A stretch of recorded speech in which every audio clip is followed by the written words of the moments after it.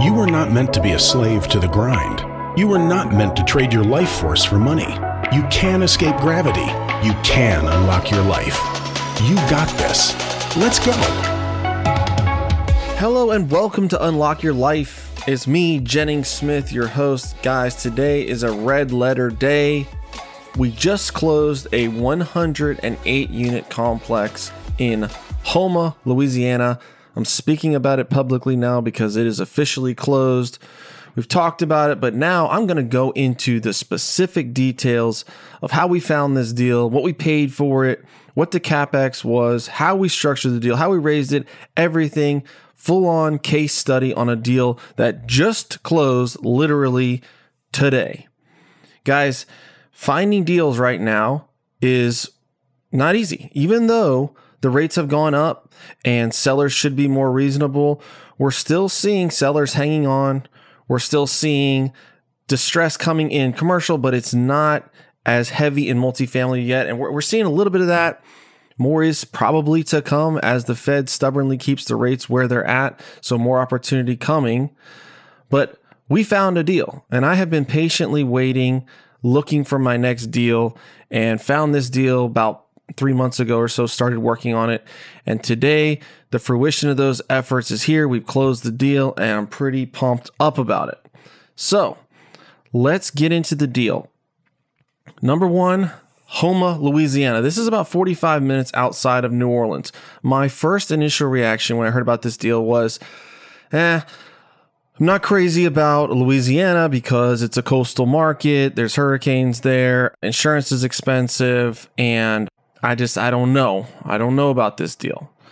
But when they told me what the price was, I got a little bit more excited, a little bit more interested. They had it under contract for $3.75 million. When I say these were my partners. Wes and Caleb had this deal under contract. They're in the deal room, which is our mentoring program. And Caleb lives in the area, and he already has 100 multifamily units in the area, knows Houma and the neighboring town really, really well. And so he's got this deal, and he and Wes put it under contract for $3.7 million. And if you think about the math on that, I'm going to pull up my calculator, but $3.75 million divided by 108 units, $34,700 a door. So basically $35,000 a unit. So I'm thinking, okay, I mean, that's a pretty attractive basis for, 1, 2, and 3 bed apartments. Maybe it's a war zone, right? Maybe this deal is in a really rough area. Maybe they're only renting these things for $400 or $500 a month. There's got to be a reason why this thing is so cheap. And looking into the details, the rent roll was good, right? The occupancy was 95%. The delinquency was like less than 1%. So very, very little delinquency. They're collecting about $80,000 a month. So average in-place rents of $816. So if you think about that, $816 and you're paying $35K a unit. If you think about the 1% rule, that's over 2% per month being collected. When I say 2%, I mean, well, just for example, if you bought some rental house for $100,000 and you could rent it for $1,000 a month, that's 1% of your purchase price. So here we're buying something for $35,000 a unit, and we're collecting $800 a month instead of, 1% would be $350. So over 2%, 2.2%. So that looked great. And they're also under market rents. Looking at the surrounding complexes, they're about $75 to $80 under what the market says they could be at. So that was another kind of good thing. And I thought, well, the condition's probably bad. Well, went on site. I flew down there. It's like, there's no way I'm closing a deal or putting my investors' capital in something without looking at it and walking it. So flew down to New Orleans, drove over to Houma, and property looked good. The roofs were new. The windows were new. The parking lots were resurfaced. They could use a little work, but they weren't bad. Air conditioners were there, all, individual heat and air conditioning systems. We walked all the units, hired an inspection company to inspect all the air conditioners, all the air handlers, all the water systems, dishwashers, garbage disposals, plumbing, et cetera, et cetera. We scoped the sewer lines. Everything was pretty much checking out on this property. And I'm thinking, man, the CapEx budget is not bad. I mean, we're still going to have to spend some money on CapEx, but it's not a hugely deferred maintenance property. A hurricane came through here 2 years ago. That's why they got a new roof and new windows, and they've already rebuilt the place and got new people, or, people didn't have to leave, so it's still full. And even, a Cat 4 hurricane, Hurricane Ida, coming right through Houma, it didn't decimate the property. I mean, they had to replace the roofs and the windows, but that was about it. So, it stood the test of this hurricane. So I'm like, why is this thing getting sold so cheap? Houma market is okay. It's got, I think, 60,000 people there. It's a flat population, not necessarily growing by leaps and bounds, but not declining. Something I really look at hard is this a declining market? Are people actively leaving this area? What it was, and what it boiled down to, was their insurance. Their insurance was $388,000 a year. $388,000, that's about $3,500 per year per unit in insurance.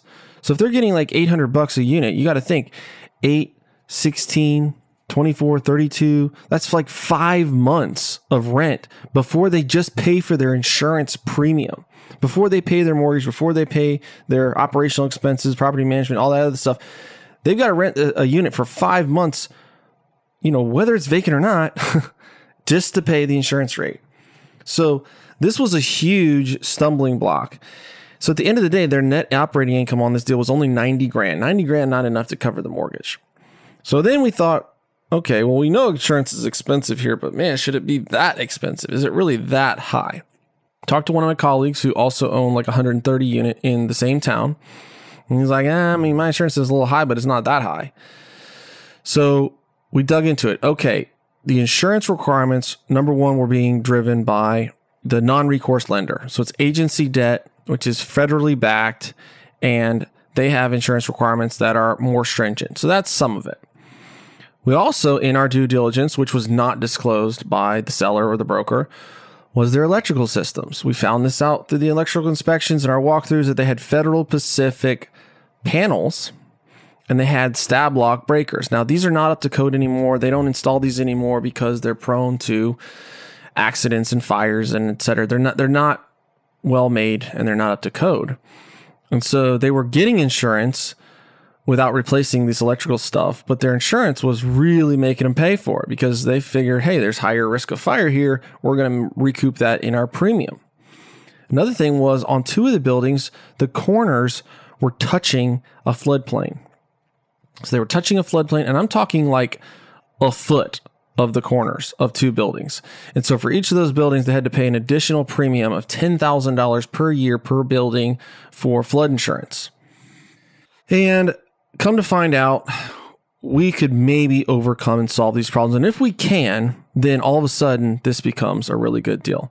So in the process of due diligence, we've uncovered this problem. We go back to the seller. We say, look, it's going to be $250,000 to replace all these panels and breakers. We want a concession. And after some back and forth, they agreed to give us $200,000 off of the purchase price. So now our purchase price drops from $375,000 down to $355,000, which is phenomenal. It's an even better basis. And we can essentially pay for, the electrical rehab and not have to pay for that out of pocket. So our pro forma stayed the same, even though our renovation budget bumped up. And we got a second quote and got a guy to do it for $150,000. So it really wasn't even going to cost us $250,000 to do this. So that was another check mark in the good column. Secondly, we went to a local bank. They were at the end of their term with this non-recourse lender, and so we did not want to assume that loan. We wanted to put new debt on the property. We went to a lender, and they offered us really, really, really pretty good loan. The rate was 8%, which is high, but they offered us 80% leverage, and they financed 100% of the CapEx budget. So leverage was good. Rate was high. I think they only charged us 0.5 point to get into the loan. So pretty attractive thing, but we got their insurance requirements. He said, if you do this loan for us, what are your insurance requirements? Got those requirements, and we quoted that out to the insurance companies. And we also told the insurance companies, hey, we're going to replace all these panels. We're going to replace all these breakers. Quote this policy. as if these are already done, because week one, we're going to do that. And you can put it in the terms of your policy that we got to get it complete, by 30 days or 60 days or whatever, but we're going to do it. So quote it as if we've done it. And also, Caleb, one of the partners, started working with FEMA and working on the flood maps, and he was able to get those two corners out of the flood zone. And the seller had already started that process. We finished it. Cost us about 15 grand to finish that up. But we were able to successfully get the corners of those two buildings out of the flood zone. Bam. There goes another $20,000 off of our insurance policy. So at the end of the day, our new policy ran about 150 grand a year versus $388,000 a year. So massive swing. I think it ended up being about $1,500 per unit versus $3,500 per unit. So now that NOI goes straight to the bottom line because the management company was doing a good job. They kept the place full. They were keeping up with market rents. Their expenses were low. The property was well maintained. And we're going to do some other things with the CapEx. We're going to repaint all the fascias and sidings. I mean, it's mostly brick, but there's some wood there that we're going to repaint. We're going to put a couple $100,000 towards the parking lot repairs. We're going to do the electrical stuff. We're going to do some interior rehabs. All in, our budget is $600,000-$700,000 of upfit and repair to the property.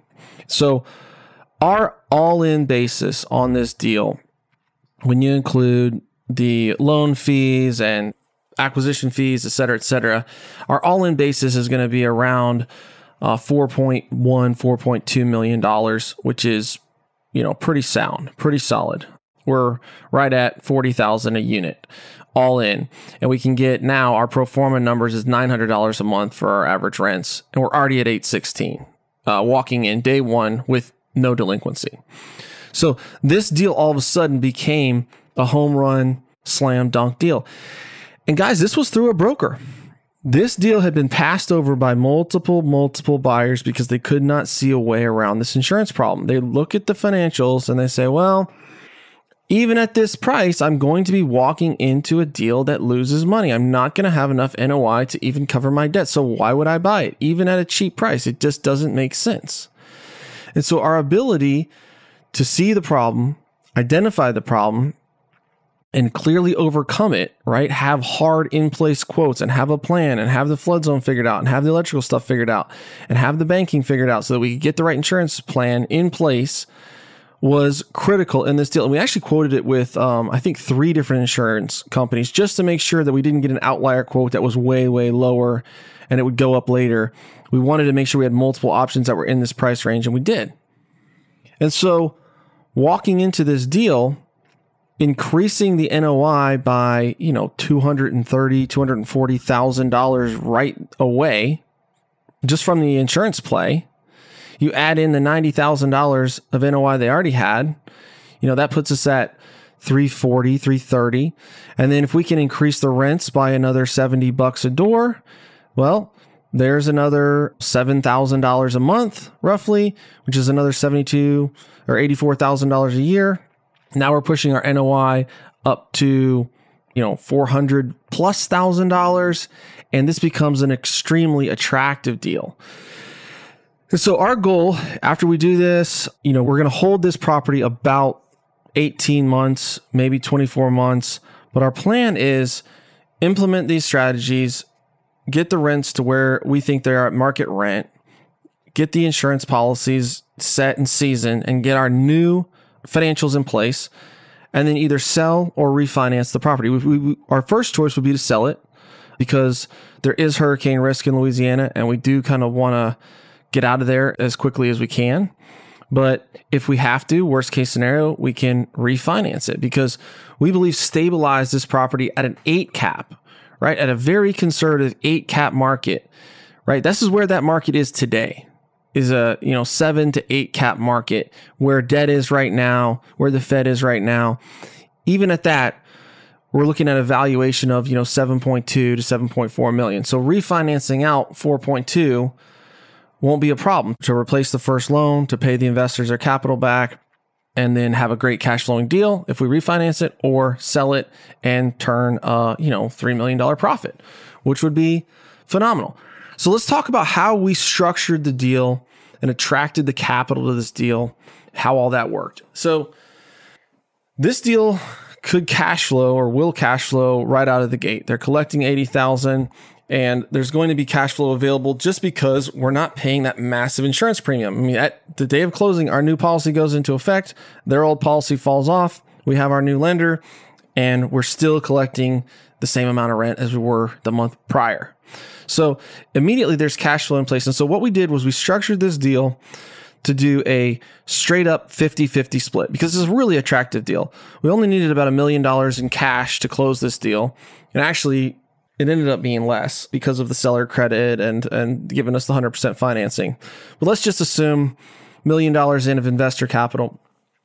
And so when we closed this deal, we thought, let's just split it 50-50. The investors will make a phenomenal return because there's $3 million of profit to be made. I mean, that's a 3x multiple on the cash in, possibly 2 to 3 years, depending on how fast this deal can be sold. And so we didn't do a preferred return. We just did a 50-50 split, and the pro forma returns for the investors are in the, 25 to 30% range, which is a great return. Plus, it's also spitting off distributions Q1. We're going to spit off quarterly distributions, and whatever those distributions are, we're splitting them 50-50. Now, we did get some pushback on, well, why isn't there a preferred return? And maybe we want more equity because we're the money. But this deal was so good, it was undeniable. And so we were able to, the GP side, take 50%, the LP side, the money side, take 50%. So the way the deal works is at operations, this cash flow, excess cash flow split 50-50 and distributed quarterly. And at the sale, then the first loan is paid off. The $1 million is paid back to the investors. Anything above and beyond that is split 50-50. And so this was a way that we structured the deal and it worked. We actually raised the money in less than a week. It was very attractive, even in a difficult environment, to raise capital for multifamily right now. We were able to attract investors on this. And I did get some no's. I got some people, hey, I'm just not comfortable with Louisiana. I'm not comfortable with the hurricane risk. I don't like that it's only an insurance play, but you call enough people and there were people that are like, I like this deal. One of our most seasoned investors who's invested in multiple deals was immediately like, I want in on this deal. I want to commit. I want to buy at least a share, maybe 2 shares and got in the deal. So that was really encouraging, that we structured this deal and we don't have a preferred return hanging over our head on this deal. It's going to spit off distributions to the GP side and the LP side right away. And it's a short-term play, right? It's something that the velocity of capital is there. We can refinance it quickly or we can sell it quickly.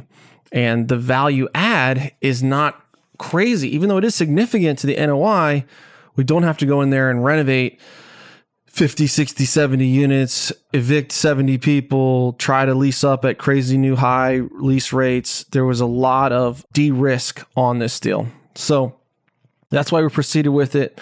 Like I said, it closed today around 11 a.m. Eastern time. So pretty psyched about that. And if you're listening to this and you're thinking, man, I'd like to get in on a deal like that. Well, there's 2 ways to do that. Number one, you can hit me up and say, Jennings, I like multifamily. I've got some cash laying around. I'd like to get involved in a next deal. Can you keep me on your short list and let me know what you have? That's one way. A lot of people reach out to me. I have a database of people that I keep there. And when I have something come up, I just shoot them a text, say, hey, I've got something coming. Here's the details. Would you be interested in having a phone call? Talk about the deal, explain it to them, and then they can say yes or no at that point. The other way you can do it is maybe you don't have 100 grand, 200 grand, 500 grand laying around, but you still want to get into something like this. Well, you got to learn how to do it. You got to bring value to the equation in another way other than just bringing cash. And this is what, we do in the deal room. It's like, hey, I want to learn how to find these deals. I want to learn how to analyze these deals. I want to learn how to mitigate risk. I want to become competent in what I'm doing so that I can make this happen. Because the gentleman that found this deal, he got his loan sponsor through the deal room. He got his operational partner through the deal room. He got his cash and capital for his down payment through the deal room. And he brought some local relationships with the bank and the property management and insurance, and he brought mega value to that deal. And so we all were able to participate in that deal, and it's a win for everybody. So I wanted to tell you the story, give you the breakdown of our latest acquisition, 108 units in Houma, Louisiana, Quail Court Apartments. If you want to Google it, look it up. All right, guys, have a great week. Hit me up if those two things are intriguing to you. You're like, hey, I want to get in the deal room. I want to learn about that. Or, hey, I want to invest. I don't have time to do this stuff on my own, but I want to be a part of what you guys are doing. You're identifying good deals. You're identifying good opportunities. And I want to be a part of that. Hit me up. And we'll talk soon. All right, guys, have a great day and unlock your life. Peace.